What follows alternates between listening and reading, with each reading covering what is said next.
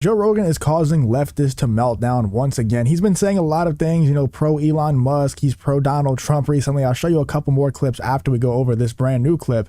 But in this one, you can see this article from the Post Millennial. It says Joe Rogan praises Donald Trump for perfect response to Russia-Ukraine conflict. I'm sure you could probably already tell why this triggered leftists and how many leftists it probably triggered, man. They are really hating Joe Rogan recently after his talk with RFK, after his stance on the jab. You know, he's talking with Aaron Rodgers. He's buddy with Aaron Rodgers, who was also against the jab, and now he's pro Donald Trump, and he has been for a couple of years now, especially after seeing just how bad the Biden administration has been in comparison. Because yeah, like sometimes the evil that you know is better than the one that you don't know. And I'm not trying to say that Donald Trump, it was an evil administration. I'm just saying from Joe Rogan's perspective, he might have thought that, and then he saw, you know, Joe Biden and how bad it can actually get, and he was like, yeah, please, let's go back to Donald Trump. Like, I'm begging you. Let's check out this clip here, and like I said, we have a couple more to go over of Joe Rogan just praising Donald Trump recently and really triggering those leftists. Let's check this out. Did you see that interview with him where he said I would end the Ukraine war in a day?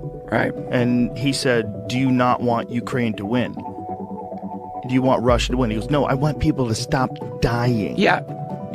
I saw that. Dude. It's perfect. You're allowed to say that. Let's find that. Because they're playing gotcha on a subject. They're doing gotcha interview real quick. You don't have much time with them, so you got to get a gotcha.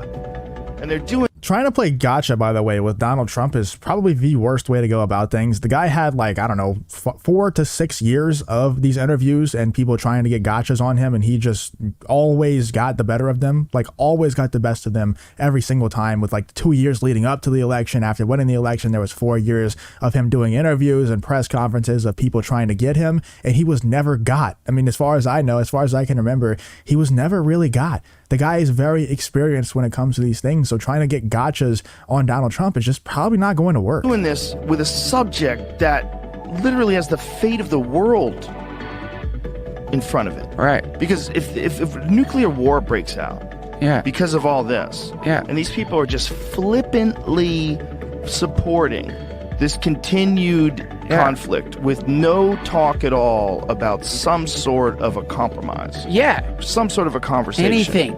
Or just starting a conversation, starting one. It's true, man. All these people who are supporting Ukraine in this conflict, all these people who want the war to go on enough for Russia to lose, they're idiots. They don't understand the actual implications of this. And not only that, but we also have, you know, our tax dollars being stolen from us, and they're claiming it's accounting errors, sending a ton of money over to Ukraine over and over again. It's ridiculous, man. They think we're stupid, but at this point, it's like, do they really think that we're stupid, or do they just not care that we know? Because it more feels like they just don't care that we know, and they're just saying that it's an accounting error sending that amount of money over to Ukraine. Like, come on, they really don't think that we believe that, right? But here's another video from Joe Rogan talking about Donald Trump. Once again, Joe Rogan says he is voting for Donald Trump. Trump's endorsement list is quite impressive. I don't think he actually said that he'll vote for Donald Trump in this one, but he has said that in the past, that he'd rather vote for Donald Trump than Joe Biden. Now, I don't know, maybe if it came down to Trump versus DeSantis, I don't know which one he's choosing there. I would hope Donald Trump, you know, that's just me personally,